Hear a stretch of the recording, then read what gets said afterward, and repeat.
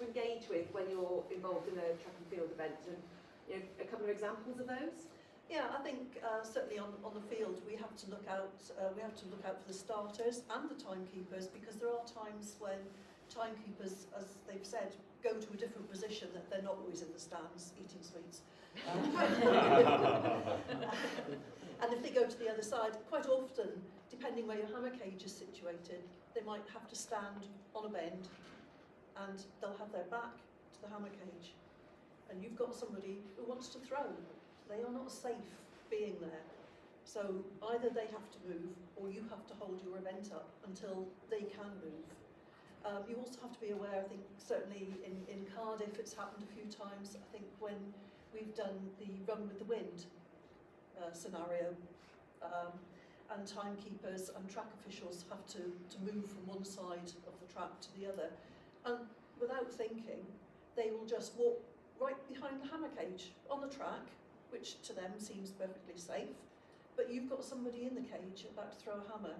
There is no guarantee that that hammer will not come over that netting and get you, and nobody wants that.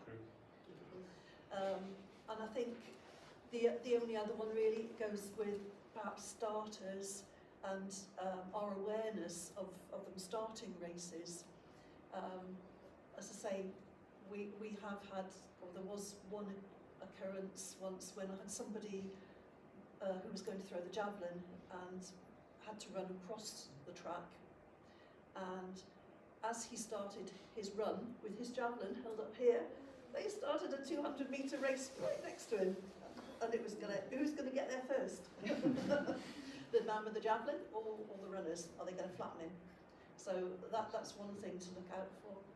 I think that's where the yellow flags that Becky was talking about comes in. So quite often we'll have someone in the middle of the track with the yellow flags, sort of making sure that even when athletes are doing their run-outs and off their blocks and practices, someone halfway around the bend, we're not just standing there to spoil their fun, we're actually standing there to protect them from javelin runners, high jumpers, etc. Sorry, question? Yeah, an event at Newport, I saw a black flag, and a lot of us didn't have a clue what it was for. But we haven't got a yellow one. I don't think there's anything in the rule book about black flags, so I'm not sure. But yeah, if there was no yellow flags, that may be where they're using them, but that tends to be sort of a warning. Rory, I said we have only got a couple of minutes left. Rory, anything on the track? Who do you engage with, and for what reasons? The most important, the first person normally we engage with is the photo finish when we're sending results up, because they need to know quickly if there's going to be a race hold, any infringements, or if the race is clear, then they can publish the results. Okay. Also, we need to be engaging with the starters, so as they know that we're ready for them to start the next race. And also we need to be engaging with the technical officials, e.g. technical manager or clerk of the course, because sometimes we need their help to set up things like hurdles, so they need to know exactly what time they need to be there to set the hurdles up, what height, because generally, more in Wales, we have a lot of field-based clerk of the course and technical managers, and some of them do, but some of them don't know exactly which height and which colours to put the hurdles at. So they take guidance off us, and then they're prepared to go ahead and do it while we check them afterwards. Okay. So they're the three main people we need to talk to. Okay, thanks for that.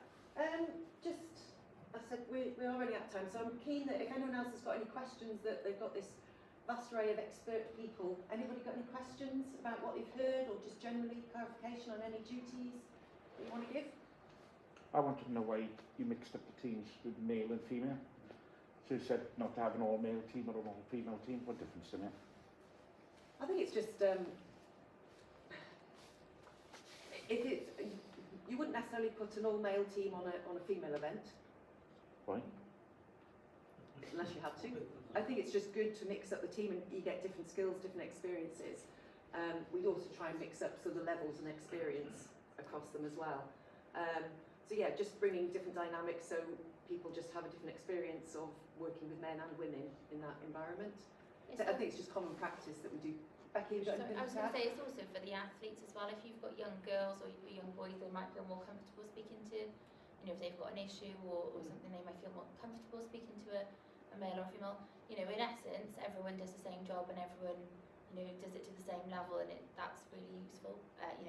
it could be all male team or all female team, but it's nice to just mix it up if you can, just to give everyone a range of people and experiences. Any other questions? Anyone else want to make a comment from the panel? Yeah, I've got a question to relate to that. If you were working in call room, you would try to have males and females, because it's more appropriate for a female to be going around checking the females' numbers, and if they need to reposition them, or a male to do a male's numbers. So that's why we try in call room to have a mixture. Yeah. Okay. Presumably safeguarding will come Yeah. into that as well. Yeah. Safeguarding issues as well. Yeah. Okay. Last couple of things I just want to quickly go through is just, I'm not sure there's any newer officials in the room, but it's obviously we're recording this as well. I'm one of the people that gets copies of applications for level 1s and level 2s, and there's probably other people in the room that also get them. And I think it's just when we're looking for upgrading people, and even at level 4s doing reports, it's trying to give as much information as possible. So if you're an official and you're filling in your record of experience, try and just give a bit more detail. So it's not just I did shot put and I stood on the circle.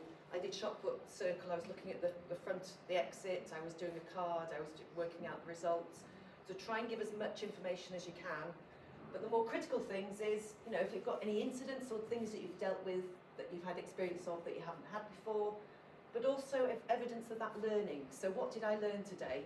And I still put things on my record of experience, 30 odd years on, of things I learned, because every day in my mind is a learning day. And also, it's not just what you've learned, but then how you've gone on and applied that in another scenario. So that's just for anyone either upgrading people or submitting their applications for upgrading. Just think about the person receiving that. They need as much information as possible to help give confidence that you are okay to go to level 1, level 2, 3, 4, etc. And treat every day as a school day. Never be afraid to ask questions. It's the only way you're going to learn, and there is no such thing as a stupid question because someone else will have asked it before. So never be afraid, and hopefully in Wales we've got the group of officials that come and work with us. Nobody's big enough not to know and to support other people. We're here to support and develop new officials and to help you on your learning journey. So don't be afraid to ask anyone anything you don't know, any clarification you need. I'm sure this afternoon's session with Chris, lots of people will be asking Chris questions, so start storing them up now. Okay, that's all from us. So thanks very much to the panel. And everyone